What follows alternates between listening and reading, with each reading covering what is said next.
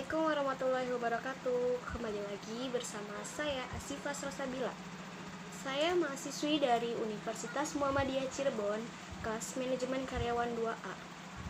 Di sini saya akan membuat konten mengenai beberapa hal tentang materi kewirausahaan Islam. Pokok bahasan yang ingin saya bahas kali ini adalah mengenai konsep dan definisi kewirausahaan Islam, karakteristik entrepreneur Islam, prinsip dan etika bisnis syariah, dan beberapa hal mengenai hadis Ibnu Daud dan Ibnu Majah. Pertama-tama, pasti teman-teman masih bingung apa itu arti dari kewirausahaan itu sendiri. Terus apa sih karakteristiknya dari kewirausahaan Islam ini? Kali ini saya akan menjelaskan dulu mengenai apa itu definisi dari kewirausahaan Islam. Kewirausahaan itu sendiri artinya kegiatan bisnis yang dilakukan untuk menghasilkan suatu barang atau jasa. Sedangkan kewirausahaan Islamnya itu kegiatan usaha yang dilakukan dengan menggunakan prinsip-prinsip Islami agar tidak melanggar syariat Islam. Karakter-karakter apa aja sih yang ada di kewirausahaan Islam ini? Yang pertama itu ada takwa. Takwa adalah menjalankan apa yang diperintahkan oleh Allah Subhanahu wa taala dan menjauhi larangan Allah Subhanahu wa taala. Seseorang yang memiliki ketakwaan ini pasti memiliki sikap yang positif dalam menjalankan sebuah usahanya. Lalu yang kedua, karakteristik yang kedua adalah halal. Halal itu merupakan prioritas utama dalam berwirausaha. Sebagai seorang entrepreneur, kita harus menjalankan konsep dasar halal dan haram. Halal yang berarti sesuatu yang dapat dilakukan atau diperbolehkan, sedangkan haram itu sesuatu yang tidak dapat diperbolehkan atau yang melanggar aturan Islam. Lalu karakteristik yang ketiga adalah jangan berlebih-lebihan. Ketika kita hendak berwirausaha, janganlah terlalu berlebih-lebihan, karena yang berlebih-lebihan itu tidak baik. Lalu yang keempat ada menyembah kepada Allah atau spiritual entrepreneur. Seorang entrepreneur yang Islami, walaupun dalam urusan dunia mungkin bisa membuat penat, bahkan senang, tetapi harus bisa mengimbangi antara urusan dunia dan urusan akhirat. Kedua hal ini harus balance antara harta dan rohani dari dalam diri sendiri untuk keselamatan dunia akhirat. Lalu yang kelima itu karakteristiknya ada menjaga nilai-nilai moralitas yang tinggi. Tingkah laku dan moral sebagai entrepreneur agar senantiasa menjaga kejujuran di dalam lingkungan kewirausahaan, dan jangan sekalipun kalian itu mendekati yang namanya riba. Riba adalah penetapan bunga atau melebihkan jumlah pinjaman saat pengembalian berdasarkan presentasi tertentu dari jumlah pinjaman pokok yang dibebankan kepada peminjam. Karena jika mendekati riba, berarti sama saja dengan memerangi Allah Subhanahu wa taala. Seperti yang tertera dalam Quran surat Al-Baqarah ayat 278 sampai 280.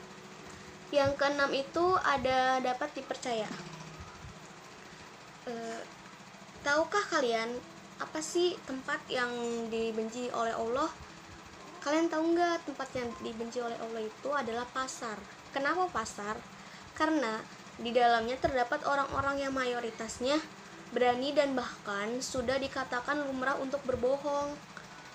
Dari mulai masalah harga, masalah tingginya berat timbangan, kualitas produk yang dijual, dan lain-lain. Pedagang yang tidak dapat dipercaya tersebut kelak di akhirat akan bersama orang fajir. Sedangkan untuk pedagang yang dapat dipercaya, kelak akan bersama dengan orang syuhada. Karenanya, semua itu perniagaan atau berjual itu sangat tentang riba yang dibenci oleh Allah Subhanahu wa taala. Jadi untuk kalian hindari yang namanya riba.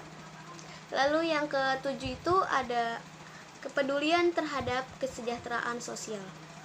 Sistem kesejahteraan sosial dalam Islam terdapat pada zakat. Kenapa zakat? Jadi, sebagai entrepreneur Islam harus bisa menyisihkan setidaknya 2,5% dari hasil usahanya agar kesejahteraan selalu bersama kita. Yang terakhir itu ada berpengetahuan luas.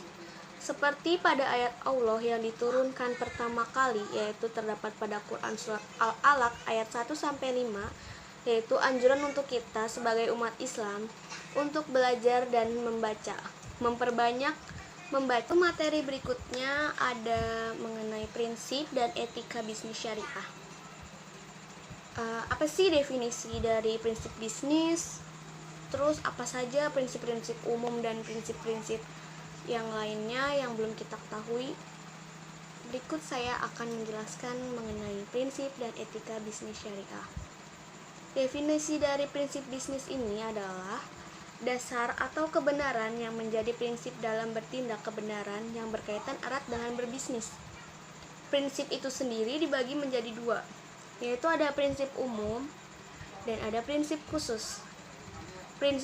Prinsip umum ini ada prinsip ilahiyah atau prinsip tauhid, yang artinya prinsip bisnis yang dalam pengelolaan bisnisnya didasarkan pada nilai-nilai ketuhanan. Lalu yang kedua itu ada prinsip nabawi atau kenabian. Prinsip yang menyadarkan pada nilai-nilai kenabian sebagai pemandunya. Adapun nilai-nilai kenabian yang dimiliki Nabi Muhammad SAW, yaitu ada amanah, fatonah, tabligh, dan nilai ini dapat mengimplementasikan dalam kegiatan wirausaha. Lalu yang ketiga ada prinsip adliyah atau keadilan. Prinsip bisnis yang menyandarkan pada nilai-nilai keadilan. Nilai keadilan ini menjadi titik sentral dalam berbisnis. Yang keempat ada prinsip huriyah atau prinsip kebebasan. Prinsip kebebasan ini menyandarkan pada nilai-nilai huriyah sebagai pemandunya.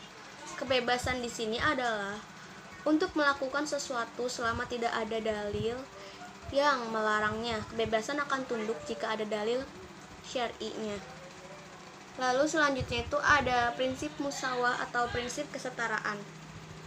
Prinsip bisnis yang menyandarkan pada nilai kesetaraan sebagai pemandunya itu dalam prinsip bisnis ini memiliki kedudukan yang setara.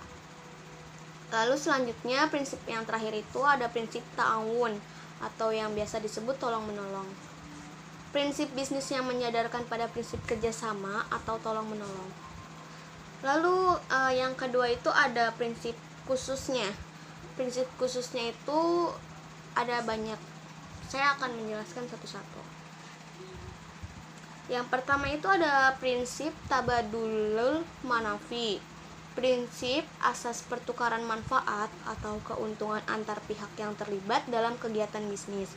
Lalu yang kedua itu ada prinsip pemerataan atau distributif, yaitu penerapan prinsip keadilan dalam bidang muamalah dan bisnis. Dalam pemerataan ini setiap orang memiliki kesempatan yang sama. Lalu selanjutnya ada prinsip antarakdin atau saling ridho. Dalam berbisnis harus dalam kerelaan masing-masing, saling menerima dan saling. Lalu selanjutnya ada prinsip adamul magadir, yaitu meniadakan unsur-unsur magadir. Selanjutnya ada prinsip albir wa al-taqwa, yaitu prinsip dalam bisnis yang mengedepankan kerjasama sebagai dasarnya. Lalu yang terakhir itu ada prinsip kitabiyah atau pendokumentasian. Dalam melakukan transaksi jual beli harus melakukan dokumentasi agar tidak ada tindakan penipuan. Lalu selanjutnya ada etika, definisi dari etikanya itu sendiri. Etika adalah akhlak atau adab yang terkait dengan ilmu. Etika menurut KBBI yaitu ilmu pengetahuan tentang asas-asas akhlak atau moral. Ada apa saja sih etika dalam berwirausaha itu? Yang lain antara lain itu ada etika bersifat memberdayakan, yaitu membantu pihak lain yang membutuhkan. Lalu yang kedua ada etika pembayaran upah. Etika ini bersifat harus disegerakan atau sesuai kontrak. etika jual beli dan utang. Harus menggunakan perilaku yang sopan dalam melakukan jual beli atau dalam menagih hutang. Lalu yang keempat, ada etika dalam pemasaran. Tidak boleh melakukan hal-hal dalam pemasaran yang harus dihindari. Ada 10, yaitu ada khianah, yang kedua ada tadlis fi al-ba'i al-murabahah, gishish, tanajusi, ada mukomaro, ada ikro, ada tablis, dan ada hitman. Itu adalah yang harus kita hindari. Lalu yang terakhir itu ada etika kontemporer. Tata kelola perusahaan yang baik, keterbukaan akuntabilitas, pertanggungjawaban.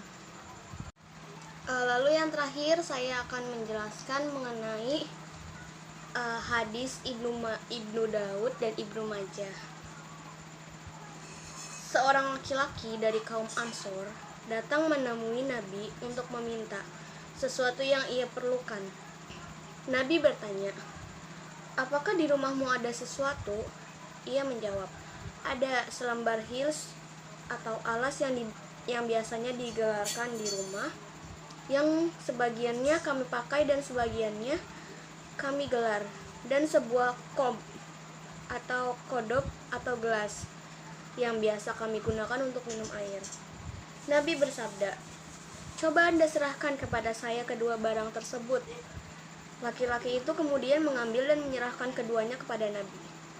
Nabi pun menerimanya. Kemudian Nabi menawarkan, "Siapakah yang mau membeli kedua barang ini?" Seseorang berkata, "Saya siap membeli keduanya dengan harga 1 dirham." Nabi menawarkan lagi hingga 2-3 kali. "Man yazid ala dirham?" Atau siapakah yang mau menambahkan pada 1 dirham? Seseorang menjawab, saya mau membeli dan menerima 2 dirham, lalu menyerahkan uang kedua dirham tersebut tadi kepada orang Ansor tersebut dan bersabda, "Belilah makanan dengan 1 dirham, lalu berikan kepada keluargamu. 1 dirham lagi kamu belikan kapak dan nanti serahkan kepadaku." Orang tersebut kemudian menyerahkan kapak kepada Nabi. Nabi menerimanya, lalu Nabi memasangkan kayu atau memberi gagang pada kayu tersebut. Nabi bersabda, "Pergilah mencari kayu bakar dan juallah. Saya tidak mau melihatmu selama 15 hari." Kemudian orang itu pergi mencari kayu bakar dan menjualnya. Setelah itu, dan telah mendapat uang 10 dirham, orang tersebut datang lagi. Lalu uang tersebut ia belikan makanan dan pakaian. Rasulullah bersabda, "Apa yang kamu lakukan itu lebih baik daripada kamu meminta-minta, dan kelak pada hari akhir akan menjadi nuktah atau noda di wajahmu." Hadis riwayat Abu Daud. Alasan saya ingin menjadi seorang entrepreneur itu adalah salah satunya saya ingin mengembangkan bakat saya di bidang kewirausahaan dan di bidang usaha-usaha. Karena emang dari dulu itu saya itu orangnya suka banget sama yang namanya usaha. Dari usaha kecil-kecilan, dari waktu zaman sekolah itu saya suka jalanin, saya suka jualan-jualan online shop gitu. Jadi dari yang pengalaman sebelum saya pernah jalani, saya jadi menyukai hobi saya itu jadi pengusaha muda. Untuk rencana ke depan saya itu ingin sekali, dari dulu itu ingin sekali mempunyai usaha di bidang kuliner, yaitu salah satunya cita-cita saya yang belum terwujud itu saya ingin membuka peluang usaha dan saya ingin membuka sebuah restoran, ya dari yang usaha kecil-kecilan dulu sampai nanti besarnya. Saya ingin sekali mempunyai usaha di bidang kuliner, karena di bidang kuliner itu semua manusia itu bisa menikmatinya. Manusia nggak ada dong yang nggak makan, atau manusia pasti membutuhkan makanan, manusia pasti makan. entah itu makanan ringan atau makanan yang besar sekaligus. Jadi kalau di dalam kuliner itu nggak ada hentinya manusia untuk membeli makanan atau membeli jajanan gitu. Itu yang alasan saya ingin menjadi seorang entrepreneur muda. Semoga saya dapat mewujudkannya, dan semoga semua yang nonton ini semuanya menjadi entrepreneur muda yang sukses dan berbakat. Sekian video atau konten dari saya ini, semoga dapat bermanfaat. Wassalamualaikum warahmatullahi wabarakatuh.